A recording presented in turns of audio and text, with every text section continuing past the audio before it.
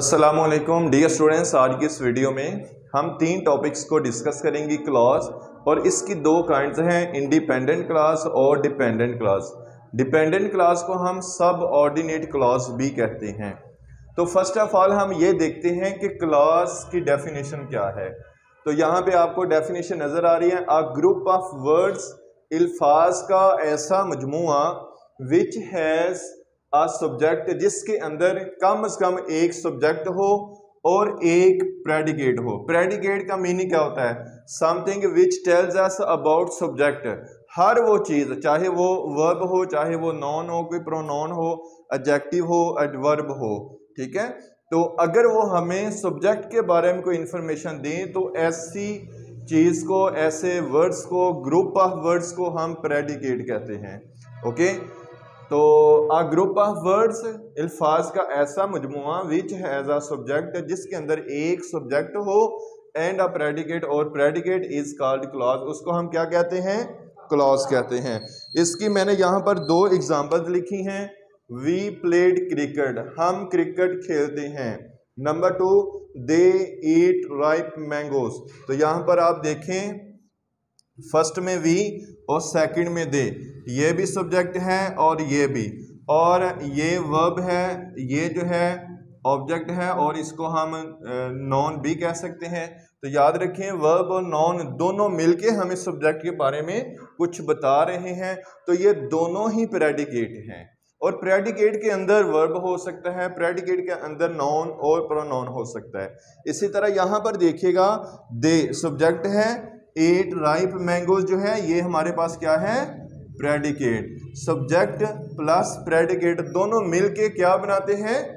Clause बनाते हैं। Class नहीं, क्लॉज, ठीक है। इंडिपेंडेंट क्लॉज, अब ये इसकी फर्स्ट काइंड है, और सेकंड काइंड डिपेंडेंट क्लॉज है, और इसको हम सब ऑर्डिनेट क्लॉज भी कहते हैं। तो याद रखिएगा, इंडिपेंडेंट का क्या मीनिंग होता है? आज़ाद। क्या मीनिंग होता है? यानी ये ऐसी क्लॉज है जो अपने मीनिंग्स के हवाले से बिल्कुल आज़ाद है। इसको अपनी सेंस मुकम्मल करने के लिए किसी की ज़रूरत नहीं पड़ती। इसको अपनी सेंस मुकम्मल करने के लिए ये किसी की मोहताज नहीं है। इसकी डेफिनेशन देखिएगा, the clause which has complete sense, ऐसी क्लॉज जिसकी अपनी मुकम्मल सेंस हो, इन इटसेल्फ, अपनी ज़ात में, एंड डज नॉट रिक्वायर, और ये रिक्वायर ना करे, यानी ये रिक्वायर नहीं करती एनी अदर क्लॉज, किसी दूसरी क्लॉज को, यानी इसको ज़रूरत नहीं पड़ती किसी दूसरी क्लॉज की ताकि ये अपनी सेंस को मुकम्मल करे, टू कंप्लीट इट्स सेंस।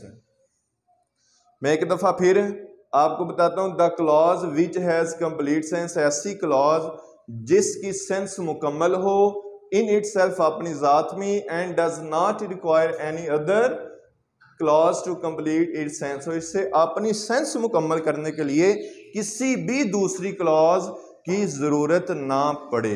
मिसाल के तौर पे यहाँ पर देखिएगा एग्जांपल्स में, वी प्लेड क्रिकेट, अब ये यहाँ वी से लेकर क्रिकेट तक ये एक ही क्लॉज है, और ये जो सेंटेंस हमने लिखा है इसकी देखिएगा एक प्रॉपर और कंप्लीट सेंस है, ठीक है। हमें ऐसा कभी भी नहीं फील होगा कि इस सेंटेंस को अपनी सेंस मुकम्मल करने के लिए कुछ और वर्ड्स की या किसी और सेंटेंस की ज़रूरत है, ठीक है। इसी तरह आप देखिएगा, I enjoyed your birthday party, I enjoyed your birthday party में भी अगर हम देखें तो इस सेंटेंस में मुकम्मल सेंस है। इस सेंटेंस को अपनी सेंस मुकम्मल करने के लिए किसी और सेंटेंस की ज़रूरत नहीं। तो ऐसा सेंटेंस, ऐसी क्लॉज जिसको अपनी सेंस मुकम्मल करने के लिए किसी और की ज़रूरत ना पड़े बल्कि उसकी सेंस अपनी ज़ात में मुकम्मल हो, तो ऐसी क्लॉज को हम क्या कहते हैं? Independent clause. अब हम बात करते हैं डिपेंडेंट या सब ऑर्डिनेट क्लॉज की। इसकी डेफिनेशन देखिएगा, dependent clause needs independent clause to complete its proper sense, यानी जो डिपेंडेंट क्लॉज होती है इसको नीड्स, ज़रूरत होती है किसकी? इंडिपेंडेंट क्लॉज की, यानी इस क्लॉज को अपनी सेंस मुकम्मल करने के लिए इंडिपेंडेंट क्लॉज की जरूरत होती है। ओके जी, to complete its proper sense. अब देखिएगा नंबर 2 पे, it starts from the subordinate connections. और इसकी सबसे बड़ी पहचान एक ये है कि ये जो क्लॉज है ना, ये सबऑर्डिनेट कंजंक्शन से शुरू होती है। किससे शुरू होती है? Subordinate conjunction. अब सबऑर्डिनेट कनेक्शंस क्या हैं? बिकॉज, आफ्टर, सिंस, व्हेन, ठीक है, और या फिर रिलेटिव प्रोनाउन, या ये जो क्लॉज है यानी डिपेंडेंट क्लॉज, ये रिलेटिव प्रोनाउन से शुरू होती है। ओके, फॉर एग्जांपल डेट से स्टार्ट हो सकती है, हु से, विच से। ओके, ये ऐसी क्लॉज है जिसको अपनी सेंस मुकम्मल करने के लिए इंडिपेंडेंट क्लॉज की जरूरत पड़ती है। और ये स्टार्ट कहां से होती है? सबऑर्डिनेट कंजंक्शन से, यानी बिकॉज, आफ्टर, सिंस, व्हेन, या फिर रिलेटिव प्रोनाउन। वो कौन से हैं? That, who, which. Okay, example देखिएगा, आई सॉ द मैन, मैंने आदमी को देखा।